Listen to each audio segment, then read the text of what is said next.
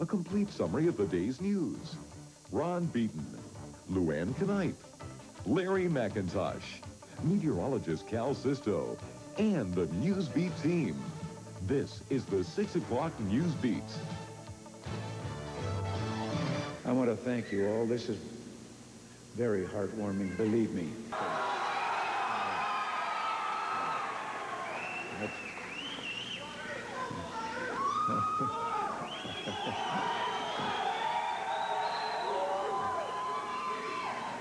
I just want to, I can't resist. I'm supposed to quit right here. President Reagan couldn't hardly stand to leave the stage of the Show Me Center today, at least not until he told one last joke. Of course, the president of Southeast Missouri University at the campus, William Howard Taft, was the first back in 1909. And though it hasn't been that long since Mr. Reagan visited the Newsbeat area, this trip, too, brought the people out by the thousands. Newsbeat's Ernie Mitchell brings our coverage tonight. The Cape Girardeau Municipal Airport had been closed to the general public long before Air Force One landed. For the president, it was his second trip to the area this year. With him on the flight from Washington were Missouri Senators Jack Danforth and Christopher Bond and Congressman Bill Emerson, all Republicans. Emerson had said he would stay behind in Washington and pass up the trip despite its political value if his vote was needed to stop gun control amendments from being tacked on to a drug bill. But the Capitol Hill schedule allowed him to make the trip. Because there was no large crowd at the airport, the departure from there came quickly. But thousands were lining the motorcade route inside the city, waiting for a glimpse of the president. Some had been there for hours. You're just going to see him for a few seconds here. Yes, I know that, but it's something they don't have very often, happen. Some were upset because they could not get tickets to hear the president at the Show Me Center. That multipurpose building is supposed to be owned by the city and the university. As far as I know, only ones from Cape Girardeau up there, probably the mayor and the city council. The university's reasoning was that the public could attend, but the tickets were available through Emerson, Bond, or Danforth's offices. For some of the children lining the parade route, the fact that the glimpse was brief didn't seem to matter. They were excited. So was the big crowd waiting at the president's destination. We now have more on his speech. But before we begin, I have an announcement to make.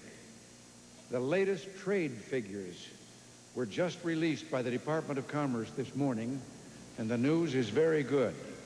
The trade deficit has declined by $3.6 billion for the month of July. This continues the steady progress that we've seen. In fact, the trade deficit for the first 7 months of this year is over 18% lower than for the same period last year. Of course, the liberals still don't understand why we were able to turn the economy around. So they're treating good times as if they're a given. Their message is, you can take prosperity for granted. It's time for a change, so take a chance on us. Well, that's sort of like someone telling you that if you stored up all the soft cold drinks you could want in the refrigerator, now it's time to unplug the refrigerator. But whether it's a well-stocked refrigerator or our pro-growth economic policies, you can't unplug what's working and expect things to stay the same. Now, Tom, throughout Mr. Reagan's speech, it was quite evident that he was here to stump for the Republicans. Absolutely. This was a political trip. There's no question about it. I think also it caused the people at the university and the SEMO Foundation, which had originally issued the invitation, to sort of try to walk a very fine line, because they did not want to make it seem to be a politically partisan thing, and so they did walk that fine line. At the same time, it's an election year. Congressman Emerson up for re-election. Senator Danforth is up for re-election. John Ashcroft, the governor, is up for re-election. The president is out to get Republicans elected wherever he can.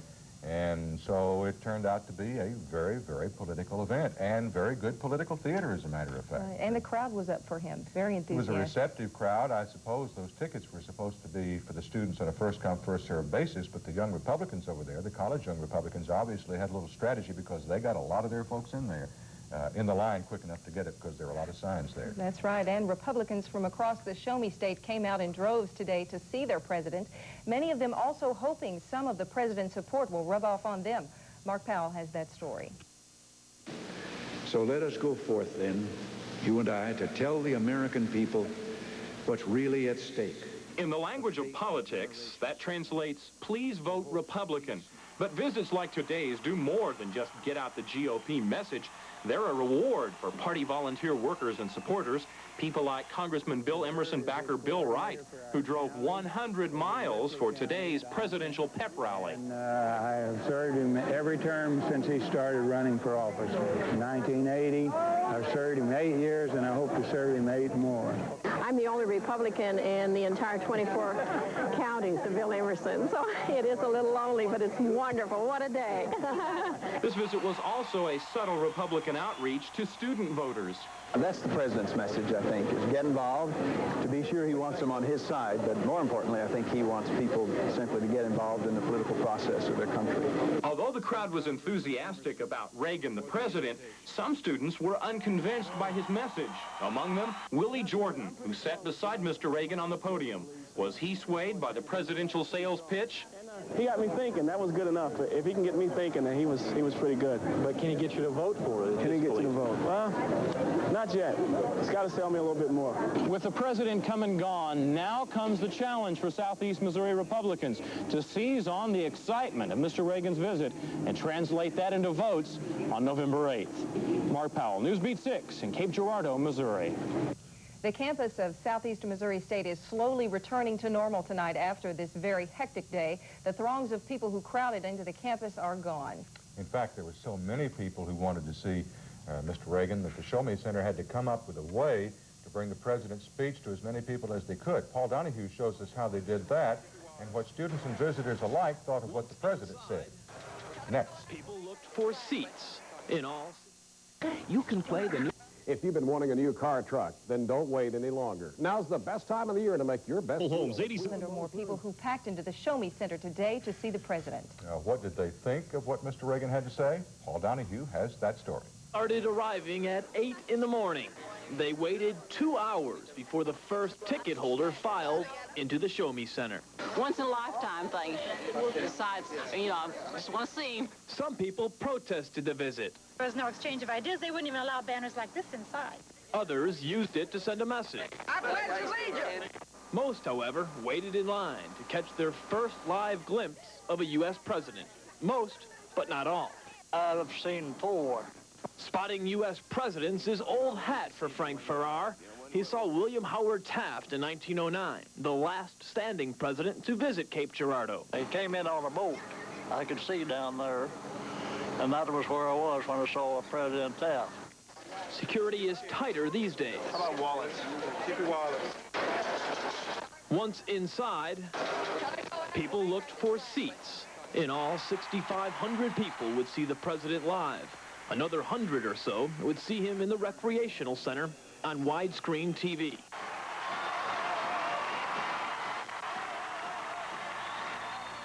Nearly 7,000 people streamed into the Show Me Center for a peek at the president this day. Some waited as long as 3 hours. Most said it was well worth the wait. I thought it was just outstanding. I think this is just a day that everyone that was here will remember forever. He's an incredibly likable man, and it comes across very well. Enjoyed it. I think we were honored to have President Reagan come to Cape Girardeau, and the Show Me Center is a very nice place. You had to be there. Those who were took part in history. Paul Donahue, Newsbeat 6, Cape Girardeau, Missouri. You know, of course, that it's been 2 months to the day since President Reagan last came to the Newsbeat area. His last visit was certainly not political, nor is the impact of that visit over. While the news media isn't talking as much as we once did about the great drought of '88, it continues. Newsbeat's Christopher Miller tonight brings us up to date on what's happened since Mr. Reagan last came. Saying that I did anything about keeping... There were no strictly Republican crowds on the president's first visit to the area. Rather, bipartisan politics prevailed. And it was hardly politics at all on the minds of the group of farmers gathered to hear the president. There were no stump speeches, but the words of harsh reality reflecting what the president called the worst natural disaster since the Dust Bowl. What I saw was not a pretty sight. Stunted corn, sparse bean fields, withered plants starved for water, struggling to push their way up. Mr. Reagan soon signed a $5 billion drought relief bill that cut through red tape faster than any bill in recent memory. 2 months later, Department of Agriculture spokespersons say regulations about who will receive help and how are near completion. Checks should be available through ASCS offices by late September or October. I tell you what. Agricultural officials say the drought in this area is nearly over, generally. Changing weather patterns are bringing in fall rains and cooler temperatures. Good news for crops. Yet ag leaders say the drought continues in areas like Nebraska, where farmers can't plant wheat because of poor ground moisture. Monday, the September federal crop report came in, showing the effect of the drought. The prognosis is good. With surplus grain available, food prices are expected to rise about 1 cent or 2 nationally. So as the pomp and circumstance of this campaign visit ends, the president may remember flying over these fields just 2 months ago. The trip that ushered in the largest disaster relief bill ever signed.